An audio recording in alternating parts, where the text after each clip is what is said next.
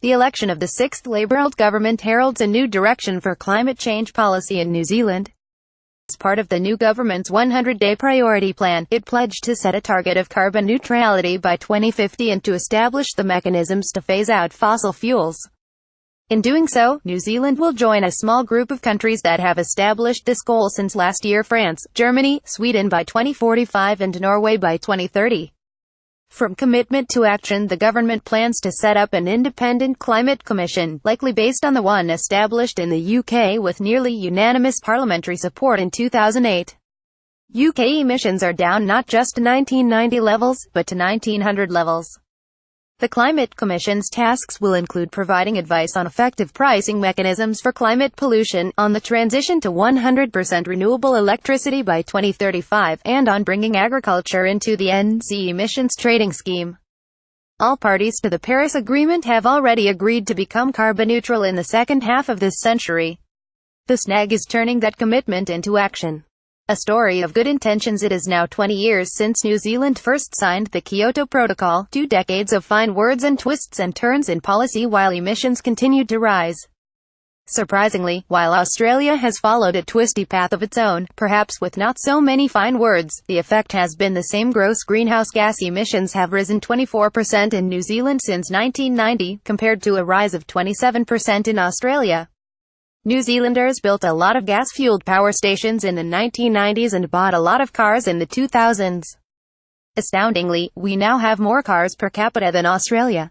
The frustrating story is told in the documentary Hot Air. New Zealand spent 10 years getting a strategy in place, ending up with an emissions trading scheme (ETS). Another decade of tinkering later, the scheme involves a complex system of discounts, free allocations, exemptions and, crucially, unlimited access to international emissions units. After 2012, New Zealand companies used this access to buy large numbers of low-integrity units from the Ukraine, enough to officially cover a quarter of all our emissions. The price of carbon, currently $19, adds about 4 cents per litre to the price of petrol, and about 1 cent per kilowatt-hour to gas-powered electricity. So far, New Zealand's ETS, like others worldwide, has not delivered.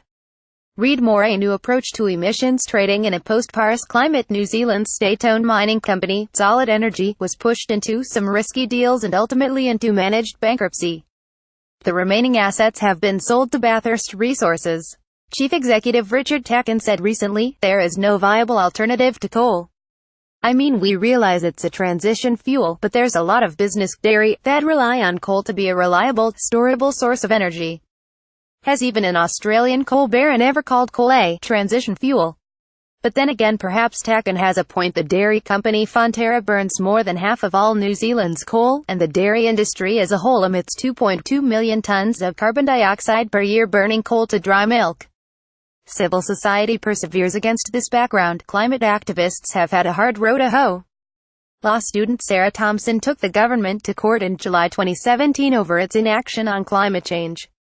In a victory for both sides, the judge ruled that the government should have reviewed its 2050 target but declined to order a judicial review because the government had since changed. The youth climate group Generation Zero campaigned for a zero-carbon act. The former Parliamentary Commissioner for the Environment, Jan Wright, called for a style Climate Change Act. 39 mayors pressed the government to take stronger action. Data from a 20-year longitudinal study of social attitudes in New Zealand show increasing agreement with climate change. A third review of the ETS removed a 50% discount, with further strengthening scheduled. The Environment Ministry was asked to advise specifically on domestic emissions reductions. The Productivity Commission, a government think tank, was asked to report on a low-emission economy. However, during the election campaign, climate change was not a major issue, and official projections showed a continued rise in emissions. Under current policy settings, net emissions will rise a further 58% by 2030. Aiming for carbon neutrality. That brings the story to New Zealand First's decision to choose a Labour-held government, with the Green Party in a confidence and supply arrangement. The Greens now have 5 ministers, including co-leader James Shaw as Minister for Climate Change. Labour, having first introduced the ETS in 2008, will now amend it to try to make it work.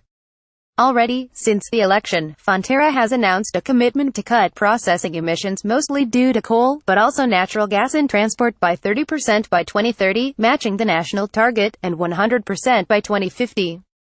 Carbon neutrality calls for, among other things, a complete stop to burning fossil fuels and to buying products that burn them, such as petrol cars. The year 2050 is not that far away. In truth, by 2050 anything might happen. Organic solar cells might become as cheap as newsprint, unleashing economic growth and making sunlight the liquid fuels, economic or not. Positive carbon feedbacks from the oceans, forests and Arctic methane might overwhelm our mitigation efforts. Climate sensitivity might surprise us on the high or low side. We can't say what parts of the natural world will survive climate change and the attempted sustainability transition. But New Zealand is taking a step in the right direction.